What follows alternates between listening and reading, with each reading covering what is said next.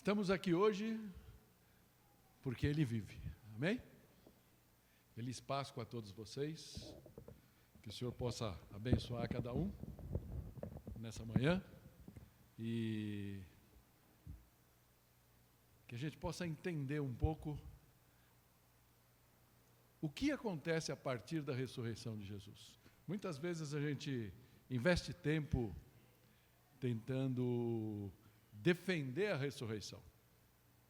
E isso foi muito comum até para os próprios discípulos, né?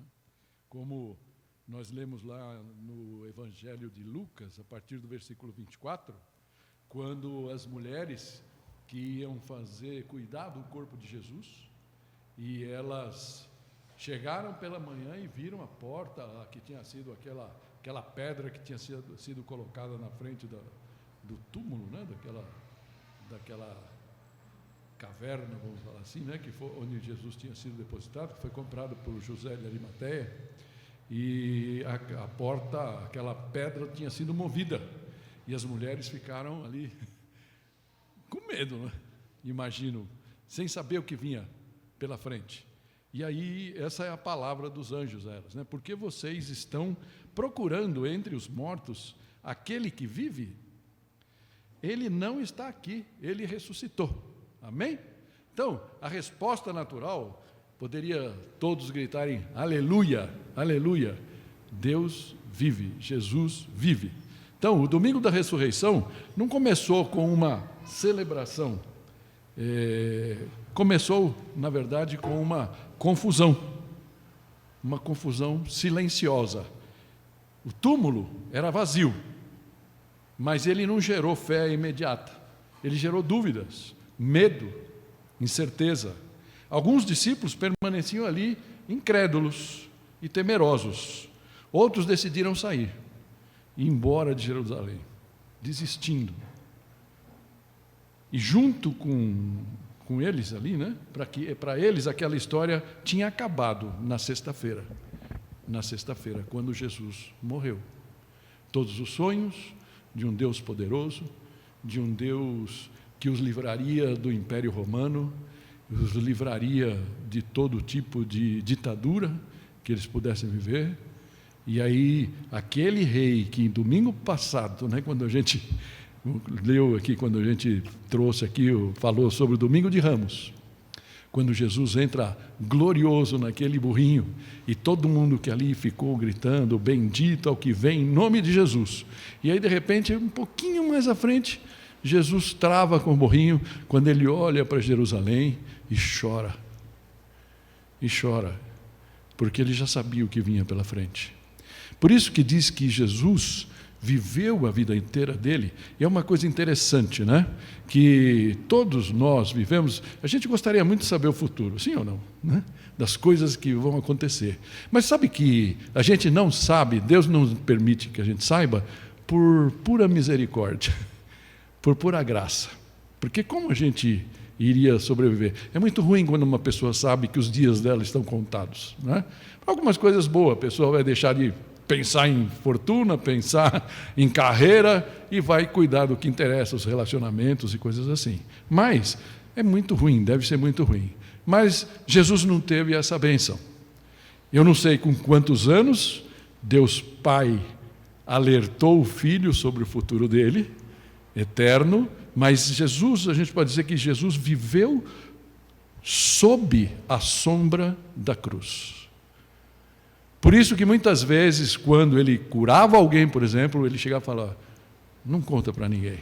Quando os irmãos dele encontraram ele, falaram, pô, você veio para um negócio público e você não vai lá para Jerusalém? E Jesus falou, ainda não chegou a minha hora. Ou seja, ele foi demonstrando isso ao longo do tempo. Mas a hora chegou. E ele, ali naquela cruz, venceu, ou pelo menos pagou o preço pelo pecado, pela morte, pelo mal. Mas tudo aquilo só recebeu o carimbo, o selo, o Flávio que está vivendo isso no trabalho dele, o selo de aprovação, né? ISO 001, né? o selo de aprovação divina, quando Jesus ressuscita. E tudo o que a gente ouve e vê, e tudo o que aconteceu para a cristandade, vamos falar assim, em termos mais amplos, aconteceu porque Jesus ressuscitou. Senão nada faria sentido. Então, mas alguns deles naquela época ali, naquele momento, eles pensavam que a história tinha terminado naquela sexta-feira. E junto com ela, todas as suas esperanças de uma vida melhor. É muito ruim quando a decepção e o desânimo acabam tomando conta dos nossos sentimentos. Parece que a única vontade que fica é de sair, de desligar, de deletar, acordar do pesadelo em que nós nos metemos. E provavelmente essa era a situação de pelo menos 2 dos discípulos, que deixaram Jerusalém e partiram em caminho a Emaús. E essa é a história que eu queria compartilhar com vocês. Uma história bem conhecida de muitos de nós. E por isso a gente vai seguir, vamos seguindo enquanto a gente reflete sobre Lucas 24, a sequência desse texto a partir do versículo 13, quando ele diz assim para a gente. Vamos fazer primeiro, antes de começar a leitura, eu queria fazer mais uma oração para que o Senhor nos acompanhe nessa reflexão. Pai Santo, nós te louvamos e te agradecemos. Qual de nós, Pai, pode ter um sonho melhor do que aquele que o Vinícius trouxe, Pai? Esperança maior. De te encontrar, Jesus, face a face. Na praia ou no campo, em meio à multidão, isso pouco importa. O que importa é saber, Pai, que o sangue de Jesus, o sacrifício que Ele fez naquela cruz, valeu para mim também. E por isso, nós podemos olhar para o futuro com esperança. Que essa esperança possa inundar o nosso coração nesse momento, Senhor. Que o Teu Santo Espírito tenha liberdade no nosso meio. Faz-nos refletir aqui sobre a nossa própria experiência, enquanto a gente vai relembrando os passos que deram aqueles discípulos, que naquele momento viraram as costas para Jerusalém, onde tudo tinha acontecido. Estavam indo para Emaús, retornando para a sua antiga vida. Nos ensina hoje sobre isso, em nome de Jesus. Amém. Amém? Versículo 13 fala assim: naquele mesmo dia, 2 deles estavam indo para um povoado chamado Emaús, a 11 quilômetros de Jerusalém. No caminho, conversavam a respeito de tudo o que havia acontecido. Estavam indo embora, desistindo, dando as costas, né, para aquilo que eles tinham feito. Como muitas vezes acontece com a gente. Quando algo sai diferente do que a gente imagina, é mais fácil virar as costas e ir embora. Porque encarar as dificuldades de vez em quando dói. Mas o texto segue dizendo: enquanto conversavam e discutiam, o próprio Jesus se aproximou e começou a caminhar com eles. Mas os olhos deles foram impedidos de reconhecê-lo. Então, é interessante isso. Jesus estava ali caminhando junto deles, mas eles não conseguiam perceber que era Jesus. Isso nos faz pensar bastante. E existe aqui uma verdade que a gente podia antecipar, uma aplicação prática, né? Que a ressurreição era real, já tinha acontecido, mas ainda não tinha sido absorvida pelos próprios discípulos, as primeiras pessoas. E, portanto, ela não podia ser percebida com facilidade, não passava pela cabeça deles que podia ser Jesus ali, caminhando com eles. Então, uma aplicação preliminar que a gente pode tirar disso, que Deus está sempre agindo, mas às vezes, para nós, parece que Ele está ausente. Cristo está presente, mas nem sempre nós nos damos conta disso. E o fato de você não perceber Jesus, não significa que Ele não esteja caminhando ao seu lado. Queria que você refletisse nisso também. Isso aconteceu com aqueles moços ali. O texto segue dizendo: Ele nos perguntou, sobre o que vocês estão discutindo enquanto caminham? Eles pararam com os rostos entristecidos, e um deles, chamado Cleopas, perguntou-lhe: você é o único visitante de Jerusalém que não sabe das coisas que ali aconteceram nesses dias? Algumas vezes eu me sinto assim quando o negócio de futebol, né? Eu vejo a turma comentando, eu falo, não sei nem que campeonato que está tendo. Mas tudo bem, né? Naquele momento ali, eles, de onde saiu esse cara, né? Não está sabendo de nada. E aí Jesus pergunta: que coisas? Perguntou ele. O que aconteceu com Jesus de Nazaré? Responderam eles. Ele era um profeta, poderoso em palavras e em obras, diante de Deus e de todo o povo. Os chefes dos sacerdotes e as nossas autoridades o entregaram para ser condenado à morte e o crucificaram. E nós esperávamos que era ele que ia trazer a redenção a Israel. E hoje é o terceiro dia desde que tudo isso aconteceu. Nós esperávamos. Esperanças, expectativas. O tom era de decepção naquilo que eles falavam. Isso pode acontecer conosco. Nós esperávamos que o novo emprego desse certo. Esperávamos que o casamento fosse perfeito. Esperávamos que a nossa oração fosse respondida. Esperávamos que Deus agisse. E muitas vezes essas coisas demoram. E a decepção pode vir. E a maior dor deles era a morte não era a morte de Jesus, era o colapso das suas esperanças. Na verdade, a morte de Jesus fez com que as esperanças que eles tinham morressem. E isso é que estava pesando ali. Eles não estão apenas tristes, eles estão desiludidos com Deus. Já se sentiu assim alguma vez? Desiludida com Deus? Projetos frustrados, coisas que não acontecem, e a gente não sabe a quem culpar.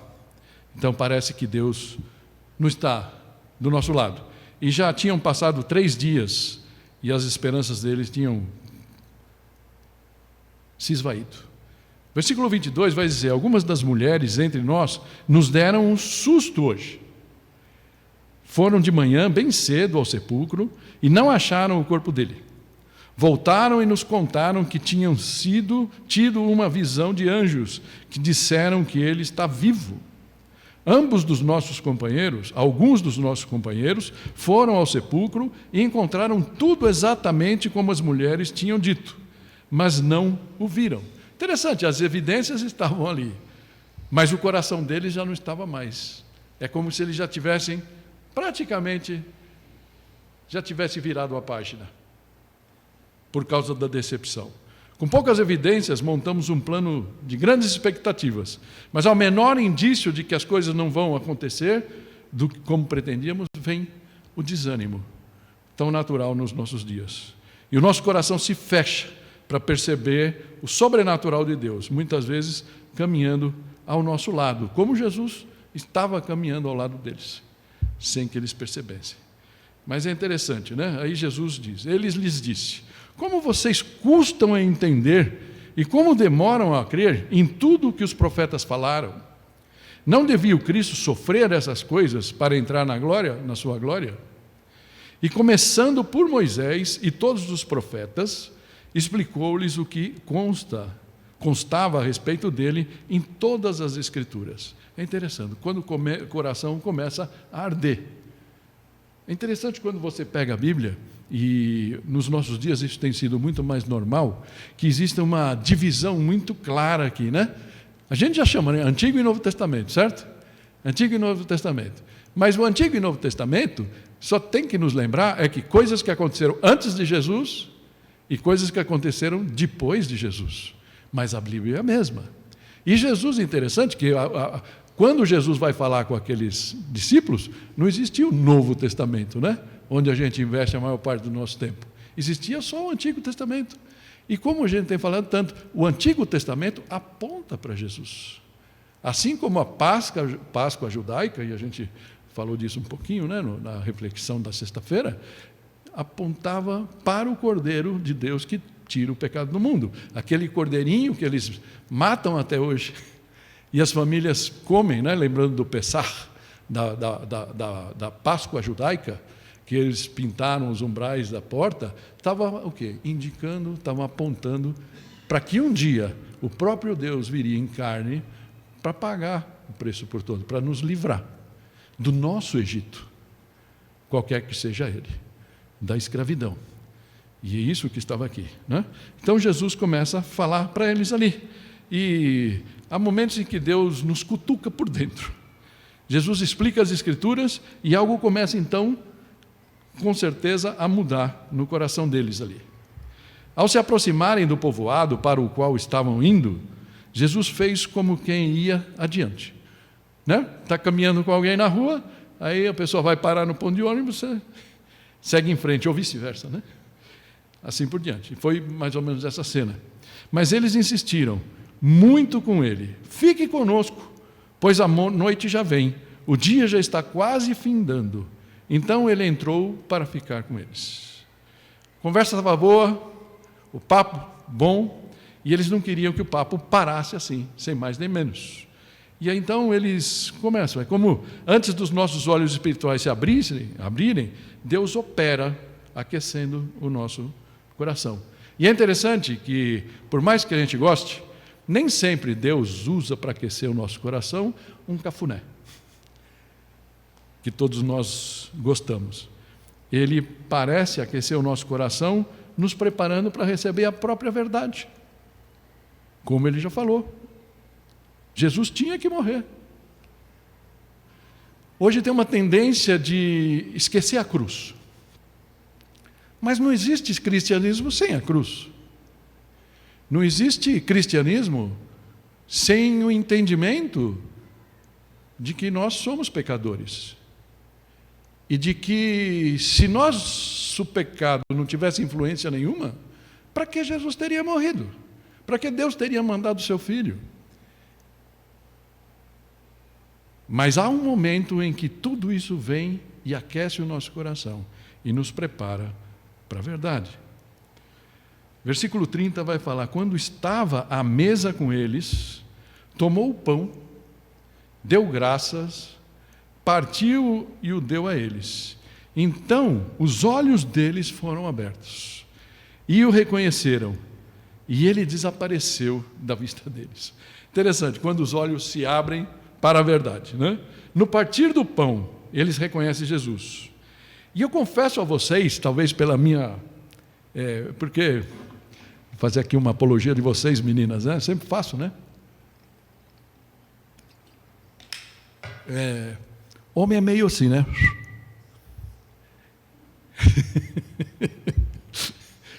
Eu me sinto assim, viu? Por isso eu não estou culpando ninguém aqui. Eu me sinto assim. Quando eu pego uma coisa, eu foco naquela coisa. Eu confesso a vocês, nunca tinha me passado uma coisa aqui. Porque para mim, a pergunta que eu faço para vocês: quando Jesus partiu o pão, eles reconheceram. Será que foi a forma que Jesus partiu o pão? Será que foram as palavras que Jesus usou para dar graça? Ou foi simplesmente porque eles olharam para as mãos de Jesus e viram os furos dos pregos? Essa parte do furo dos pregos não tinha me passado pela cabeça até há muito pouco tempo atrás. Eu sempre ficava pensando justamente nisso. A forma que Jesus sempre falou com eles, a forma que Jesus deveria ter, e talvez muitas vezes antes da própria Santa Ceia, que a gente até hoje celebra uma vez por mês, tinha uma forma especial que Jesus fazia. E eles olharam aquilo e viram. Mas ainda por cima, olharam e viram a marca dos cravos que depois Jesus vai mostrar para Tomé e tudo mais, não é? Então, quando eles olharam aquilo, a gente não conseguiu reconhecer a ação de Deus na nossa vida. A gente não conhece e reconhecer que Jesus está conosco no dia a dia, nas dificuldades. E ele desapareceu instantaneamente, como passe de mágica, ali da frente deles. Jesus da forma que ele abriu o pão, ou simplesmente por terem visto as marcas dos cravos nas suas mãos. E aí eles se perguntam, porventura, perguntaram-se um ao outro, não estava queimando o nosso coração? As versões antigas, porventura não nos ardia o coração? Enquanto ele nos falava no caminho e nos expunha as Escrituras. Agora eles não precisam mais de nenhuma confirmação. Não precisa ninguém vir falar para ele que Jesus estava vivo. Jesus estava vivo. Tinha realmente ressuscitado.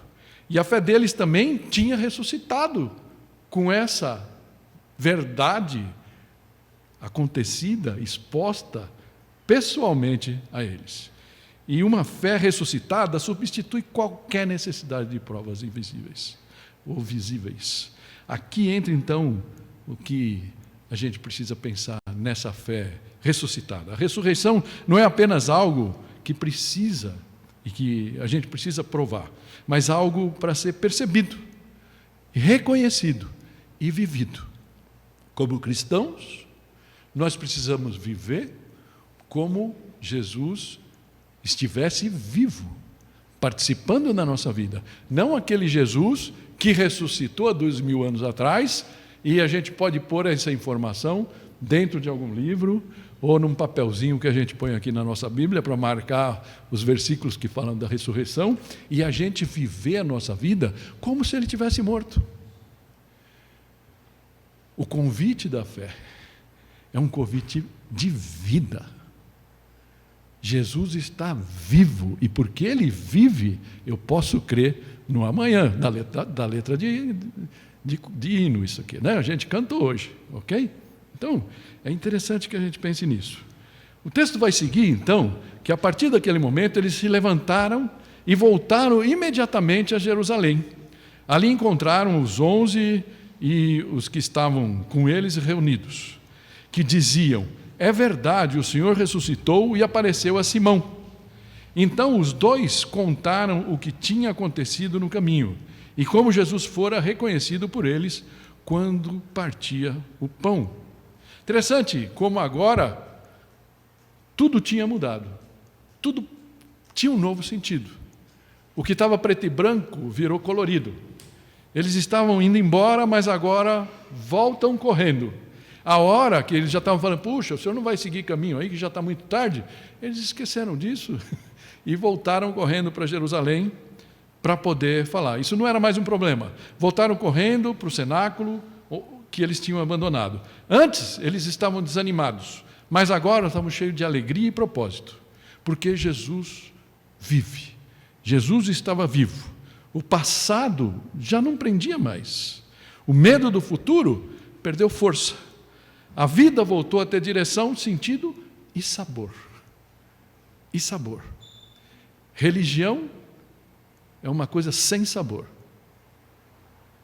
Um relacionamento vivo com Cristo é algo saboroso, que a gente pode degustar e desfrutar. Nada mudou ao redor deles, mas tudo mudou dentro deles. E a partir do momento que a gente reconhece Jesus, que Jesus vive, também isso pode mudar no nosso coração. Essa figura mostra eles correndo de volta a Jerusalém, né? Mas é interessante que o texto ainda vai mostrar mais um pedacinho, onde diz, no versículo 36, vai falar, enquanto falavam lá no cenáculo, já junto com todos os outros discípulos, enquanto falavam sobre isso, o próprio Jesus apareceu e apresentou-se entre eles e lhes disse, paz seja com vocês. Paz seja com vocês. Paz. O shalom judaico. A paz em todas as dimensões.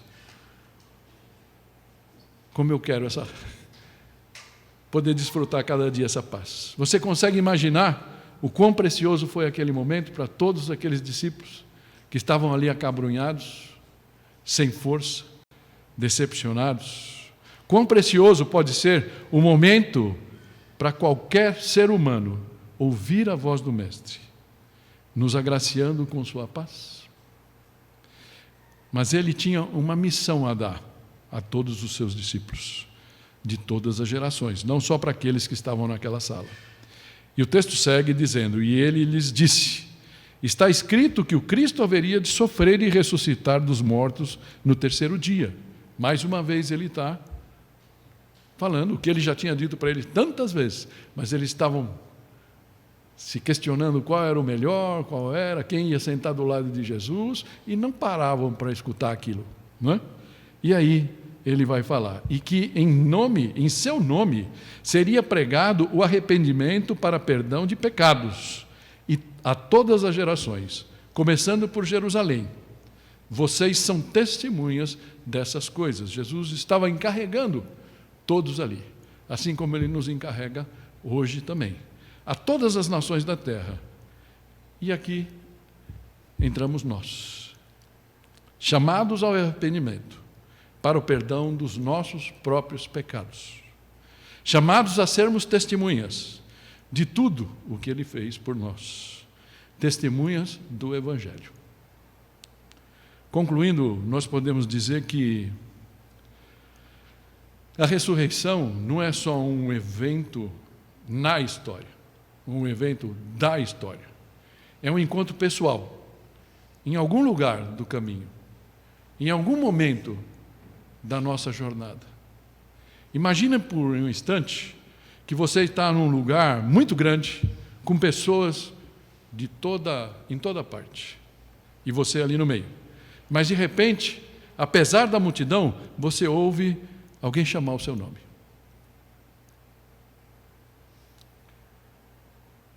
Ninguém ao redor parece perceber, mas você reconhece na hora e com clareza de quem é aquela voz. É Jesus chamando você pelo nome. Ele disse: eu conheço as minhas ovelhas e elas ouvem a minha voz. E é assim que ele nos chama. Ele não faz um anúncio geral, sai na rua, quem quiser me aceitar. Ele se aproxima e chama cada um pelo seu próprio nome. Você já ouviu essa voz? Quem sabe ele está te chamando hoje para uma caminhada mais profunda com ele. Concluindo já, e hoje nós vamos ficar bem curtos, para desespero da Elisa lá embaixo com as crianças. É isso que a ressurreição de Jesus faz. Não apenas muda o nosso destino final, muda o nosso caminho desde agora. Por isso Jesus vive. Por isso Jesus veio, para pagar o preço pelo nosso pecado, para vencer o mal, para nos resgatar e nos transportar para o reino de luz. Nos resgatar, como Colossenses fala, do domínio das trevas para o reino do seu Filho amado. Reatar o nosso relacionamento com o Pai, cuidar da nossa adoção. Pensa o que Jesus está fazendo hoje. Ele falou: eu vou preparar lugar para vocês, para quando a gente chegar, termos um lugar específico. E alguém, quando não sei quem vai nos receber, quando a gente chegar no céu, no paraíso, se Jesus não voltar antes, e alguém vai falar: que credenciais você tem para entrar aqui? E a gente pode falar: as minhas credenciais são o sangue do Cordeiro que morreu por mim. Amém? Que você possa ter essa certeza no seu coração. E porque Ele vive, Ele pode mudar totalmente o seu destino a partir de hoje. Ele pode redimir o seu passado. A gente pode viver sem culpa. Já pensou isso? O que você fez no passado que te assombra ainda? Você sabe que o sangue que Jesus verteu na cruz é suficiente para cobrir o teu passado, os pecados do teu passado. E Ele é capaz de te dirigir hoje, no presente, e garantir o seu futuro eterno. Amém? E porque Ele vive, a sua história ainda não terminou. Pode terminar muito bem nas mãos dele. Deus nos amou tanto que enviou o seu Filho para todo aquele que nele crê não pereça, mas tenha a vida eterna. A pergunta que eu te faço é: você crê? Fecha seus olhos, vamos orar.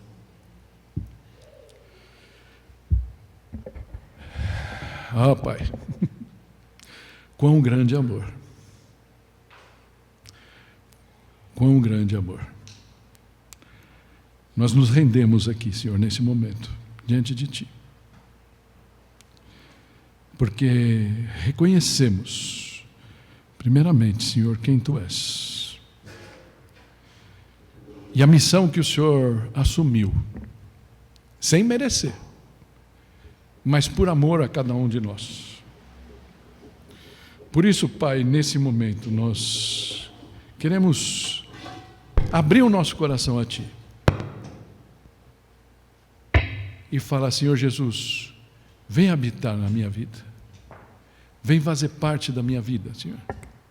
Eu já tentei o suficiente administrar os meus caos, as coisas da minha vida, e seria tão bom não estar só nessa caminhada. Seria tão bom, Senhor, não ser ou pensar que sou o grande rei da minha própria história. A minha história não vai tão bem assim, Senhor. E eu sei que se eu entregar o meu coração nas Tuas mãos, o Senhor vai fazer muito melhor. Muito melhor. Senhor, então, perdoa os meus pecados, Senhor. Eu reconheço aqui, Senhor, que andei tentando andar nos meus próprios passos, na minha própria força, com a minha própria razão. Mas reconheço, Senhor, que se o Senhor me fez, o Senhor passou por tamanho sacrifício e hoje vive, está ao lado do Pai, zelando por mim. Eu quero nessa manhã honrar o Teu sacrifício, Senhor, e falar: meu coração é Teu. Meu coração é Teu, Senhor. Vem reinar na minha vida, Senhor. Faz de mim o que Tu quiseres, porque eu sei que o Teu amor por mim jamais me levará para lugares ruins. Eu quero estar na Tua presença um dia, Senhor Jesus, como naquele sonho do Vinícius, que ele compartilhou conosco hoje. Não sei se quando eu encontrar o Senhor vai estar na praia, no campo, em um palácio. Mas naquele momento, Senhor, nada que tiver em volta vai fazer a menor diferença. Porque quando o Senhor pegar na minha mão, Senhor Deus, eu vou entender que tudo na minha vida e na vida de todos os que estão à minha volta terá feito sentido. Em Teu nome oramos e Te glorificamos. Em nome de Jesus. Amém.